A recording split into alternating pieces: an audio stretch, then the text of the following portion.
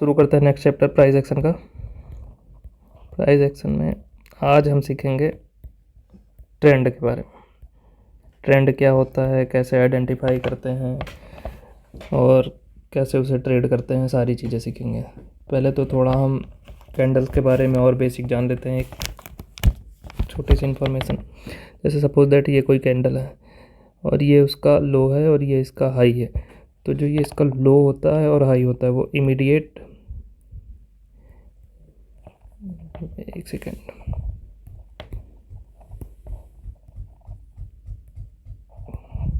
ये हो गया आपका इमीडिएट सपोर्ट का काम करेगा। ये है ये इमीडिएट ऊपर है तो रेजिस्टेंस का काम करेगा, और ये आपका इमीडिएट सपोर्ट का काम करता है। कोई भी कैंडल होती है, और ये कैंडल का टाइम फ्रेम जितना भी बड़ा होगा ये उतना अच्छा ज़्यादा काम करेगा। अगर ये 15 मिनट होगा, 10 मिनट होगा तो ज़्यादा अच्छा काम करेगा, 5 मिनट होगा, 3 मिनट होगा तो थोड़ा कम अच्छा काम करेगा।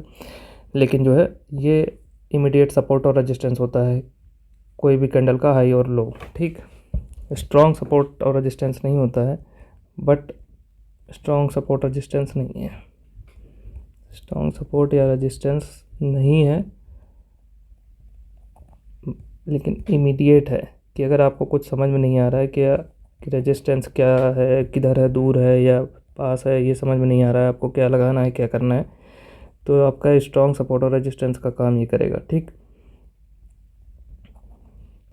सॉरी, इमीडिएट सपोर्ट और रेजिस्टेंस का काम ये करेगा। ठीक है, ये हो गया। अब हम आगे बढ़ते हैं। जैसे मान लीजिए कोई कैंडल है, ठीक, अब ये कैंडल के बाद ये इसका लो है, ये इसका है, ये अब यहाँ पे ये बहुत ज़्यादा मतलब छोटी छोटी और कैंडल बनने लगती है। ठीक, तो ये गुड सपोर्ट हो जाता है। ठीक, गुड सपोर्ट या रेजिस्टेंस का काम करने लगता है। लेकिन ये कैंडल्स के लॉजिक क्या होना चाहिए कि ये जो कैंडल्स बन रही हैं यहाँ पे ऐसे बड़ी बड़ी विक बनने लगे। मतलब ये क्या है, एक लॉन्ग ट्रेंड के बाद मार्केट ऐसे आता है, उसके बाद यहाँ पे एक बड़ी कैंडल बनती है, उसके बाद यहाँ पे ढेर सारी ऐसी विक बनने लगती है, तो ये गुड सपोर्ट और रेजिस्टेंस का काम करता है। इसी को कहते हैं मल्टीपल्स विक। ठीक है, मल्टीपल्स विक बन गई तो ये गुड सपोर्ट और रेजिस्टेंस का काम करेगा। जैसे यहाँ से रिवर्सल आने के चांसेस ज़्यादा होते हैं जब ये कंसोलिडेट कर जाए और यहाँ पे एक कंसोलिडेशन को ब्रेक हो, तो यहाँ इसके पीछे से डाल के हम ट्रेड कर सकते हैं अपना रिस्क रिवॉर्ड जो भी हो उसके हिसाब से। तो फिर मतलब रेजिस्टेंस या सपोर्ट का फॉर्मेशन कैसे होता है, ये तो मतलब समझ में आया कैंडल के बेसिस पे कि अगर एक कैंडल है तो उसका इमीडिएट सपोर्ट और रेजिस्टेंस मान लेंगे हम। टाइम फ्रेम इसमें जितना ज़्यादा उतना अच्छा काम करेगा, टाइम फ्रेम जितना कम उतना बेकार काम करेगा। और मल्टीपल्स विक यहाँ पे बनती हैं, और कोई कैंडल को मूव आने के बाद मल्टीपल्स विक बनने लगती हैं और वहाँ रिजेक्ट हो रही हैं, तो ये गुड सपोर्ट और रेजिस्टेंस का काम करने लगेगा। ठीक है, अब इसी तरीके से हम देखते हैं, मान लीजिए कोई एक अच्छा सा सपोर्ट लेवल है ये या रेजिस्टेंस लेवल है। ठीक, यहाँ पे मार्केट आ गया, आ रहा है, आ रहा है, आ रहा है, फिर ऐसे घूम गया, फिर यहाँ पे आ रहा है, आ रहा है, फिर ऐसे घूम गया, फिर ऐसे गया, फिर एक ये ब्रेकआउट होता है। लेकिन ये जो ब्रेकआउट होता है इसकी क्लोजिंग नीचे होती है, मतलब गैप अप में ब्रेकआउट हो गया, ओपनिंग ऊपर हुई और क्लोजिंग नीचे हुई, मतलब ये क्या है, एक रेड कैंडल है। ठीक है, फिर इस रेड कैंडल को आप ऐसे ब्रेकआउट को आप प्रेफर करेंगे कि नहीं करेंगे, तो ऐसे ब्रेकआउट को प्रेफर नहीं करेंगे, क्योंकि हमें जो क्लोजिंग होनी चाहिए ब्रेकआउट में वो होनी चाहिए ऊपर रेजिस्टेंस के, और अच्छी क्लोजिंग होनी चाहिए। इसीलिए हम 2 क्लोजिंग का रूल फॉलो करेंगे कि मिनिमम हमें 2 क्लोजिंग मिले वाले टाइम फ्रेम में, डेली टाइम फ्रेम में, तब जाके हम मानेंगे कि एक सक्सेसफुल ब्रेकआउट यहाँ पे हुआ है इस सपोर्ट या रेजिस्टेंस जोन का, जो कंसोलिडेशन का ब्रेकआउट होता है। ठीक, अब रेजिस्टेंस का फॉर्मेशन कैसे होता है, सपोज दैट रेजिस्टेंस का फॉर्मेशन कैसे होता है कैंडल के हिसाब से। अगर मान लीजिए कैसे नया रेजिस्टेंस बनता है या कैसे रेजिस्टेंस का फॉर्मेशन होता है, मतलब मान लीजिए कोई एक बहुत बड़ी सी विक बनी पहले। ठीक, पहले एक विक बनती है, ठीक, और उसके बाद इस विक के साथ साथ इसको छोटी छोटी कैंडल्स ज्वाइन करती हैं। ठीक, ये करते चले गए, ठीक है, ऐसे करते चले जा रहे हैं। ठीक, फिर अब मान लीजिए और ऐसे करते चले जा रहे हैं, मतलब पहले एक विक बनती है, स्ट्रॉन्ग विक बनती है, फिर वहाँ पे मल्टीपल्स कैंडल्स की विक रिजेक्ट करके ये शो करती हैं कि यहाँ पे कुछ है जिससे प्राइस रिवर्स हो रहा है। उसके बाद ये प्राइस ऐसे जो जा रहा होता है ये स्विंग ऐसे लो बनने लगता है। ठीक, तो मतलब पहले क्या बना, एक विक बनी, ठीक। उसके बाद उसको क्या किया, मल्टीपल कैंडल ने ज्वाइन किया, मल्टीपल कैंडल्स की जो विक है वो उसको ज्वाइन की, मतलब उस स्ट्रक्चर को उन्होंने और मजबूती दे दी कि हाँ यहाँ पे कुछ है जहाँ से प्राइस रिवर्स हो रहा है। फिर उसके बाद क्या हुआ, उसके बाद एक स्विंग लो बनने लगता है या हाई बनने लगता है, ठीक। स्विंग लो या हाई बनने लगता है, ऐसे जाकर एक रेजिस्टेंस का फॉर्मेशन होता है, ठीक है। ये जाके रेजिस्टेंस बनता है, एक रेजिस्टेंस फॉर्मेशन, ठीक। ऐसे ही सपोर्ट का भी होगा, ऐसे ही रेजिस्टेंस का होगा। ये चीज़ें तो आपको कोई गलती से भी नहीं बताया होगा आज तक, ना जाने होंगे, ये आपके लिए बिल्कुल नहीं होगा। रेजिस्टेंस बनता कैसे है, ठीक है। पहले आप विक बनाई गई, फिर मल्टीपल कैंडलस्टिक की विक उसको ज्वाइन करेगी, फिर स्विंग लो है ये बनेगा, उसके बाद एक रेजिस्टेंस, अच्छे रेजिस्टेंस का फॉर्मेशन हो जाएगा। फिर आप इसको ट्रेड कैसे करना है आपको पता ही है, कंसोलिडेशन देखिए, एक रेंज देखिए, उसके पीछे स्टॉप लॉस डालिए और एक ब्रेकआउट होने के बाद ट्रेड लीजिए, आगे का अपना 1:1 1:2 के रिस्क रिवॉर्ड के साथ आप उसको ट्रेड करिए, ठीक है। अब ये इतना हो गया। अब हम लोग देखते हैं, आते हैं ट्रेंड पे। ट्रेंड होता क्या है और उसको कैसे आइडेंटिफाई करेंगे। तो पहले तो समझेंगे ट्रेंड क्या है। ट्रेंड समझने के लिए सबसे पहले समझते हैं डाउ थ्योरी। डाउ थ्योरी क्या कहती है कि कभी भी जो प्राइस होता है वो कैसे मूव करता है, प्राइस के मूव करने की एक साइकिल होती है। जो प्राइस मूव करता है, पहले तो उसमें 3 टाइप के ट्रेंड होते हैं, ठीक है। 3 टाइप होता है, 3 टाइप ट्रेंड होता है। पहला होगा प्राइमरी ट्रेंड, दूसरा होगा सेकेंडरी ट्रेंड, तीसरा होगा माइनर ट्रेंड। प्राइमरी ट्रेंड का मतलब ये होता है बहुत बड़े टाइम फ्रेम में, जैसे निफ्टी ही देख लीजिए आप, जब से निफ्टी का फॉर्मेशन हुआ तब से क्या क्रैश आया या कुछ भी आया, जा किधर रहा है, ऊपर जा रहा है। ये हो गया एक प्राइमरी ट्रेंड सेट हो गया, ठीक है। ये प्राइमरी ट्रेंड हो गया, मतलब बहुत ज़्यादा वही बड़े टाइम फ्रेम में जो ट्रेंड होता है उसे प्राइमरी ट्रेंड कहते हैं। इसी को एक मेजर ट्रेंड कहते हैं, ठीक है। लोग इन्वेस्ट करते हैं, वेट करते हैं करेक्शन आएगा फिर इन्वेस्ट करेंगे। तो मतलब एक मेजर ट्रेंड क्या समझते हैं मार्केट का, क्या है, अप साइड ही रहता है कि मेजर ट्रेंड रहता है। ये कितने साल का रहता है, मतलब जो 1 साल से ज़्यादा का कॉन्टिन्यू रहे, मतलब primary trend more than 1 year, मान के चलिए कि मोर देन 1 ईयर जो ट्रेंड रहता है वो प्राइमरी ट्रेंड रहता है। अगर मान लीजिए 1 साल से निफ्टी ऊपर ही जा रही है तो वो उसका प्राइमरी ट्रेंड है। बीच में कितना नीचे आता है, 1-2 वीक के लिए आता है, उससे कोई मैटर नहीं करेगा। और फिर जब 1 साल से लगातार नीचे जा रही है तो उसे आप कहेंगे अप डाउन ट्रेंड में आ गया है, ठीक है। फिर जब उसका ट्रेंड चेंज होता रहता है तो ट्रेंड की ये प्राइमरी ट्रेंड होता है कि मार्केट किधर जा रहा है। 1 साल के बेसिस पे देखते हैं, इन्वेस्टिंग के बेसिस पे देखते हैं प्राइमरी ट्रेंड क्या है। जो इन्वेस्टर्स होते हैं वो 1 साल या 2 साल का टाइम फ्रेम के लिए देखते हैं वो प्राइमरी ट्रेंड मार्केट का किस साइड में है, ठीक है।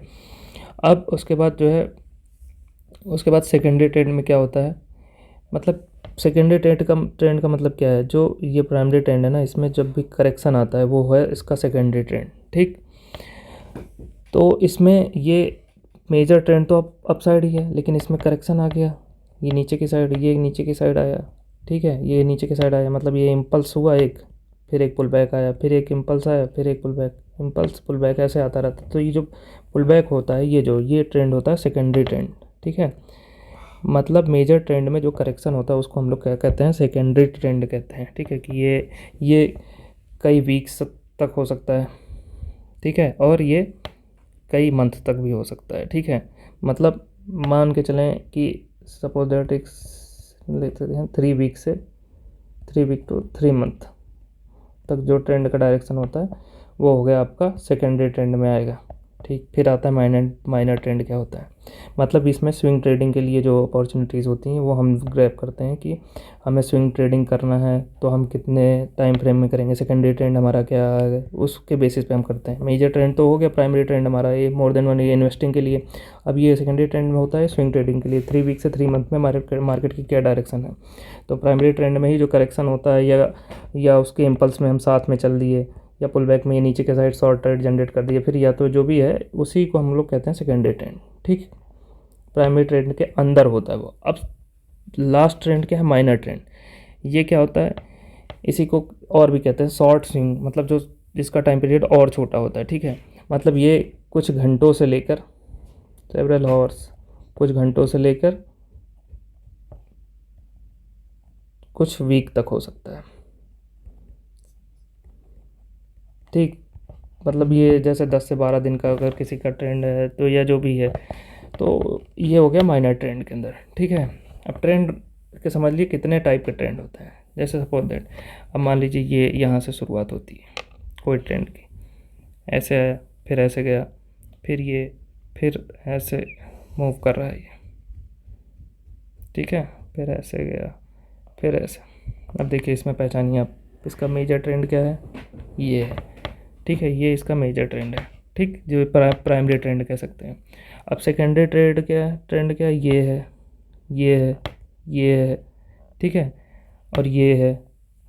ये सब सेकेंडरी ट्रेंड के अंदर, मतलब ट्रेंड इसका जो है ये रहा। ठीक है, ये सेकेंडरी ट्रेंड है। ठीक, अब माइनर ट्रेंड में क्या होगा, माइनर ट्रेंड में मतलब ये ट्रेंड, जैसे ये छोटा सा ट्रेंड है ना, ये माइनर ट्रेंड के अंदर आए। यहाँ पे मान लीजिए ये छोटा सा ट्रेंड आया माइनर ट्रेंड के अंदर, ये जो कुछ दिन तक ये माइनर ट्रेंड के अंदर आया। ठीक है, तो ये इसका ऐसे होता है। ठीक, ये हो गया आपके टाइप ऑफ ट्रेंड, कितने टाइप के ट्रेंड होते हैं। ठीक, अब ट्रेंड क्या होता है पहले, अब उसको समझते हैं।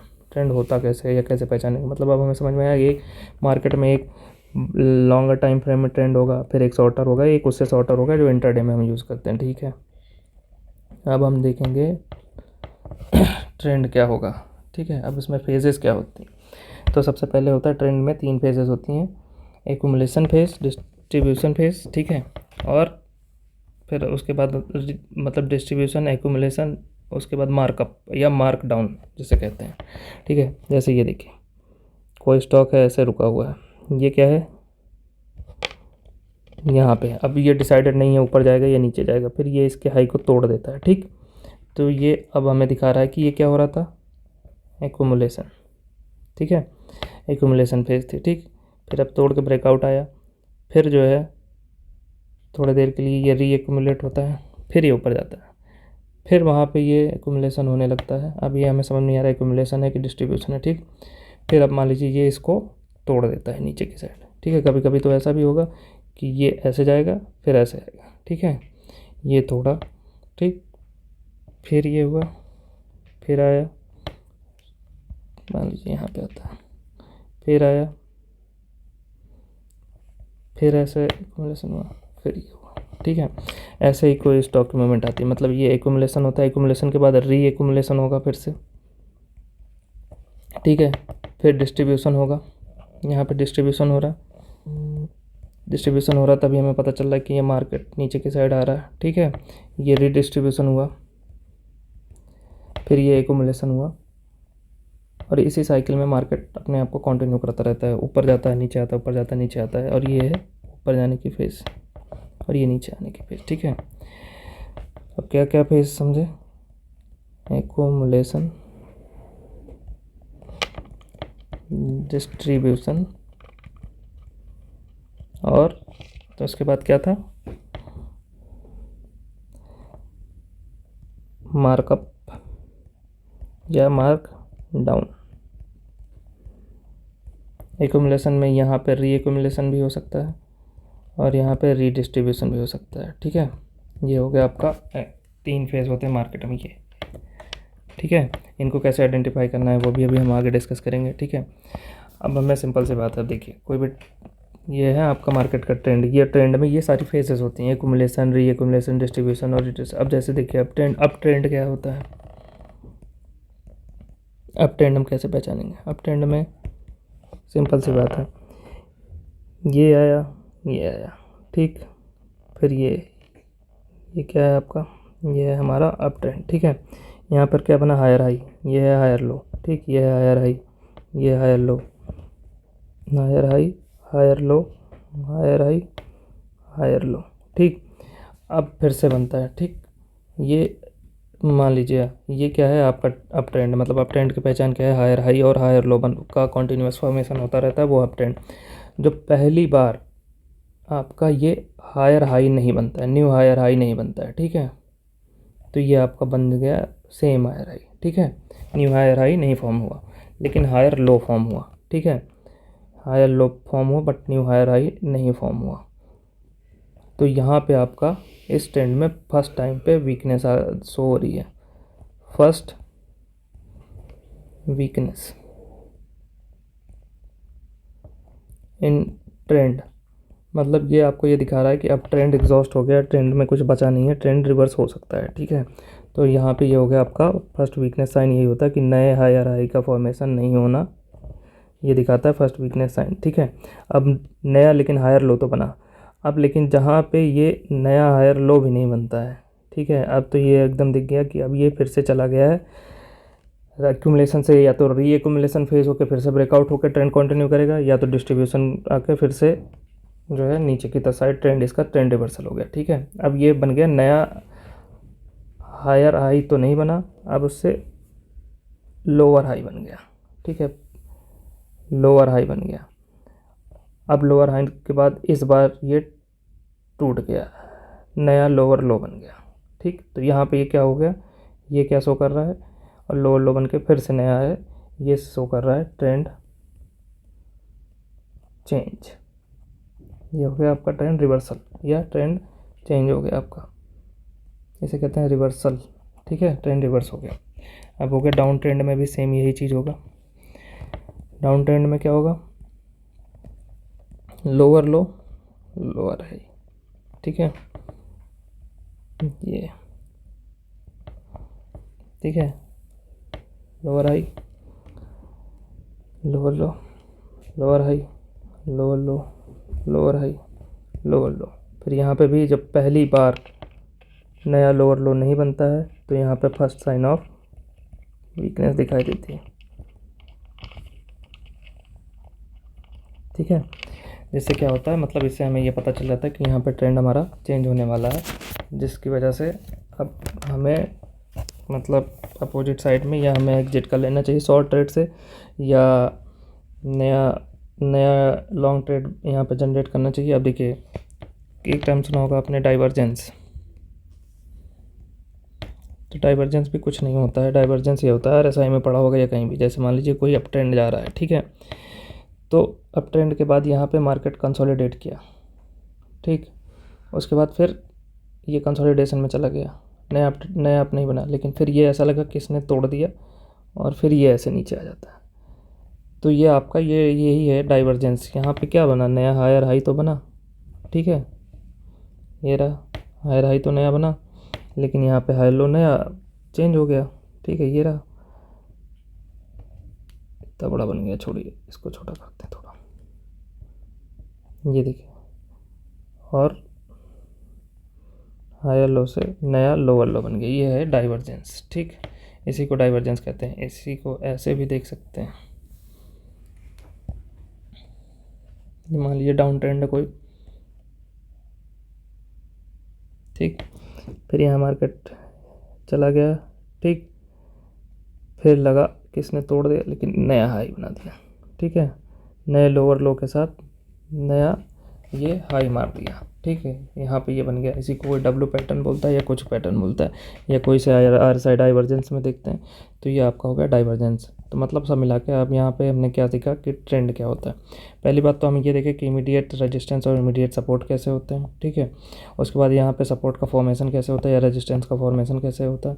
फिर ट्रेंड में देखें डाउ थ्योरी क्या होता है, 3 टाइप के ट्रेंड होते हैं, प्राइमरी, सेकेंडरी और माइनर ट्रेंड। उसके बाद हमने देखा एक्यूमुलेशन फेज क्या होती है, फिर री एक्यूमुलेशन, डिस्ट्रीब्यूशन, रीडिस्ट्रीब्यूशन और फिर एक्यूमुलेशन। अब यहाँ पे देखिए एक्यूमुलेशन में हमने डिस्कस किया कि क्या है, ये कैसे एक्यूमुलेट होता है। उसके बाद ब्रेकआउट के बाद कि क्या जाएगा, क्या ऊपर जाएगा कि नीचे, ऊपर जाएगा तो अब ये क्या आ जाएगा, मार्कअप फेज हो जाएगा, फिर मार्क डाउन फेज हो जाएगा। ठीक है, और अप ट्रेंड में कैसे मूवमेंट का एग्जॉशन होता है, कैसे हम फर्स्ट वीकनेस साइन होती है, वहाँ पे पहले नया हायर हाई फॉर्मेशन नहीं होगा, फिर लोअर हाई का फॉर्मेशन होकर लोअर लो बन के उसके बाद ट्रेंड चेंज हो जाएगा। डाउन ट्रेंड में भी सेम यही होता है। फिर हमने देखा डाइवर्जेंस क्या होता है कि हायर हाई का फॉर्मेशन तो होता है, लेकिन साथ ही साथ नया हायर लो नहीं बनता है, लोअर लो बन जाता है, तो वहाँ से ट्रेंड चेंज हो जाता है। तो ये हमने डाइवर्जेंस के बारे में पढ़ा। ठीक है, ये हमारा आज के वीडियो में ये पूरा डिस्कस हो गया ट्रेंड के बारे में। फिर अगले बार हम देखेंगे ट्रेंड आइडेंटिफाई कैसे करते हैं।